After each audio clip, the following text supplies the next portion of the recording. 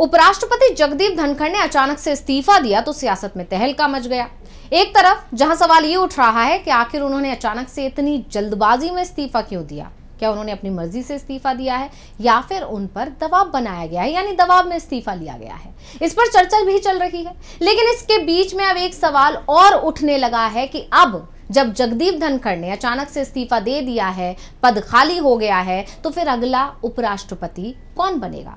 तो इस special report में हम यही समझने की कोशिश करेंगे कि नया उपराष्ट्रपति चुनते वक्त इस बार मोदी सरकार किन मुद्दों पर फोकस करेगी, कौन से समीकरण बैठाने की कोशिश करेगी। नमस्कार, मैं हूं अंशिता। इधर जगदीप धनखड़ ने इस्तीफा दिया, उधर चर्चाओं का बाजार गर्मा गया। हर कोई ये जानने के लिए बेताब है कि ऐसा क्यों हुआ। अब चर्चा ने जोर पकड़ा है तो अलग अलग लोग अपनी अलग अलग राय भी दे रहे हैं। कई लोगों का कहना है कि जगदीप और बीजेपी के बीच अंदरूनी तौर पर कुछ भी ठीक नहीं चल रहा था। उपराष्ट्रपति अपनी मनमानी कर रहे थे, सरकार अपनी मनमानी कर रही थी, दोनों के बीच सामंजस्य नहीं बैठ रहा था, इसलिए उपराष्ट्रपति से इस्तीफा ले लिया गया। खैर, ये अलग चर्चा का विषय है, लेकिन इससे ज्यादा बड़ा विषय ये है कि अगला उपराष्ट्रपति कौन होगा, क्योंकि सीट खाली हो चुकी है। उनका जो इस्तीफा है वो राष्ट्रपति की तरफ से मंजूर कर लिया गया है और इसी के साथ देश की सियासत में सितंबर का महीना बेहद महत्वपूर्ण हो गया है। अब ऐसा हम क्यों कह रहे हैं उसे भी जान लेते हैं। आप जानते ही हैं, बिहार विधानसभा चुनाव के लिए 30 सितंबर को वोटिंग लिस्ट फाइनल हो जाएगी। उससे पहले 17 सितंबर को पीएम मोदी 75 साल के हो जाएंगे।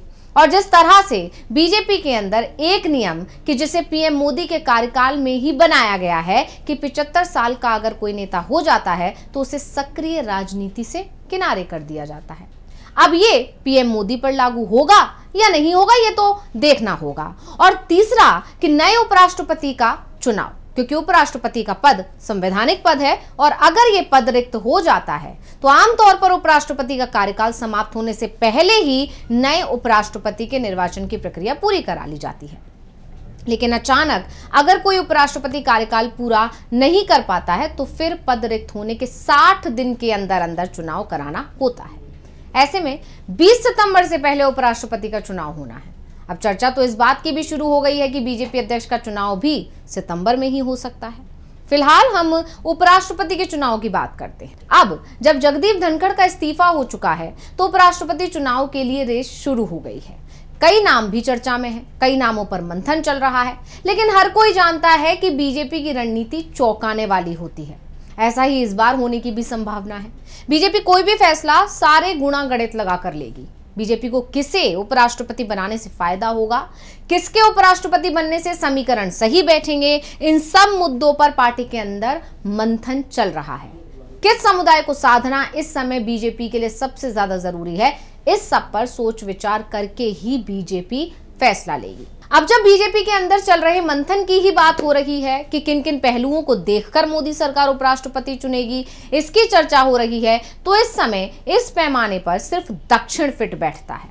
अटकलें हैं कि इस बार मोदी सरकार दक्षिण से किसी को उपराष्ट्रपति बना सकती है, क्योंकि भाजपा का फोकस अब दक्षिणी राज्यों पर है। बीजेपी खुद को दक्षिण में मजबूत करना चाहती है और इसमें बीजेपी बहुत समय से लगी हुई है। लोकसभा चुनाव शुरू होने से पहले, चुनाव के दौरान और परिणाम सामने आने के बाद भी बीजेपी दक्षिण भारत को साधने का प्रयास जारी रखे हुए है।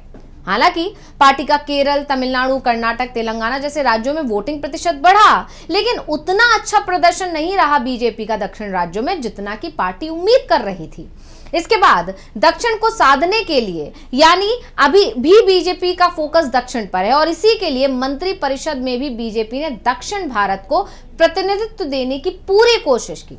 और इस बात का अंदाजा ऐसे लगाया जा सकता है कि भाजपा के नेतृत्व वाले राष्ट्रीय जनतांत्रिक गठबंधन यानी कि एनडीए ने 5 दक्षिणी राज्यों से 13 मंत्रियों को मंत्री परिषद में शामिल किया।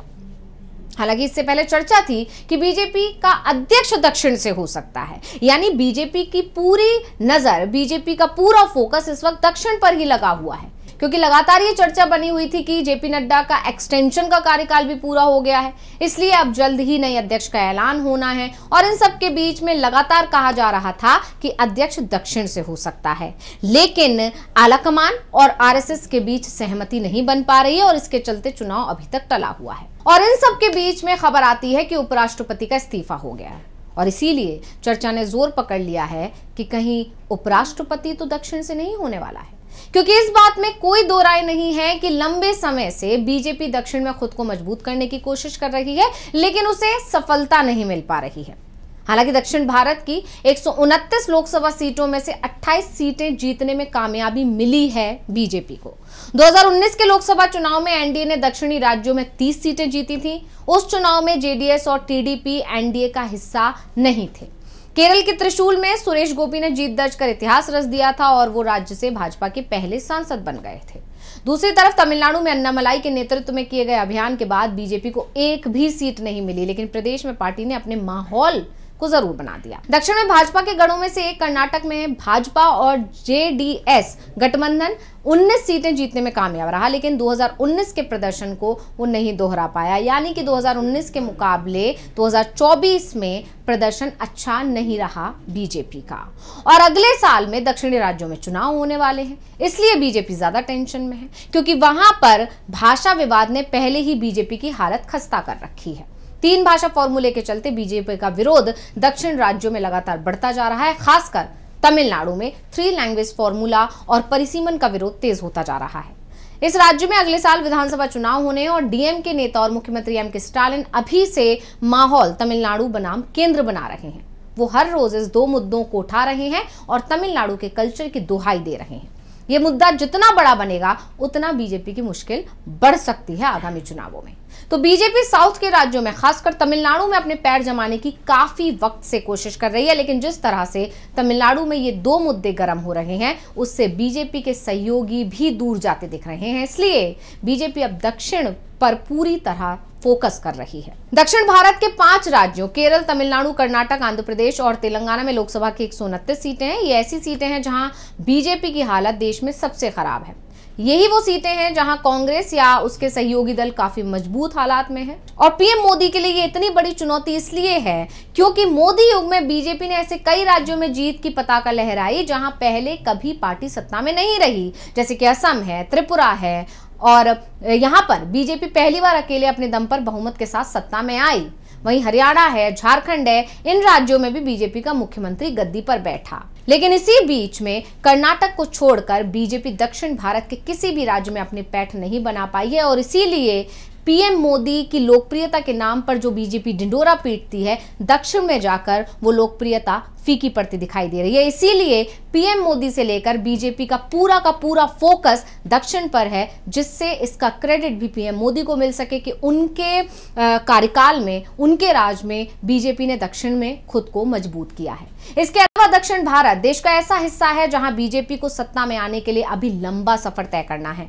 यही वो सवाल है जिसके बारे में बीजेपी सोच रही है, जिससे पार्टी का आधार मजबूत हो सके। और इसीलिए अब ये खबर चल पड़ी है कि उपराष्ट्रपति अब दक्षिण से बीजेपी बना सकती है। तो स्पेशल रिपोर्ट आपको कैसी लगी हमें कमेंट करके अपनी राय जरूर दीजिएगा। इसी के साथ मुझे दीजिए इजाजत। देखते रहिए डीवी लाइव। नमस्कार।